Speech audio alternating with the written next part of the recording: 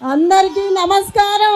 నాకు ఈ అవకాశం ఇచ్చిన గౌరవనీయులైన కేసీఆర్ గారికి, కేటీఆర్ గారికి, హరీష్ గారికి నమస్కారాలు.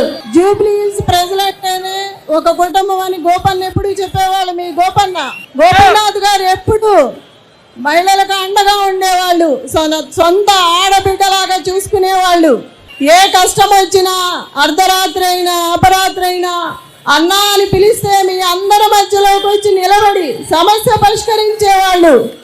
గోపన్నకి ఎప్పుడు మీ గోపన్నతో మీరు అండగా ఉండి అన్ని సమస్యలు పరిష్కరించుకునేవాళ్ళు. నన్ను కూడా మీ ఇంటి ఆడబిడ్డలా అనుకొని నాకు అండగా ఉండి ముందుకు నడిపించాలని, మీ అండదండలు ఆశీస్సులు ఉండాలని మనసారా కోరుకుంటున్నాను. ఈ కష్ట సమయంలో మీరందరూ నాకు అండగా నిలబడ్డారు. అదే అండగా ఇక ముందు కూడా ఉండాలని కోరుకుంటున్నాను. మీరు ఎవ్వరికీ భయపడాల్సిన అవసరం లేదు. పార్టీ మీకు అండగా ఉంటుంది. జై కేసీఆర్, జై తెలంగాణ, జై గోపన్న.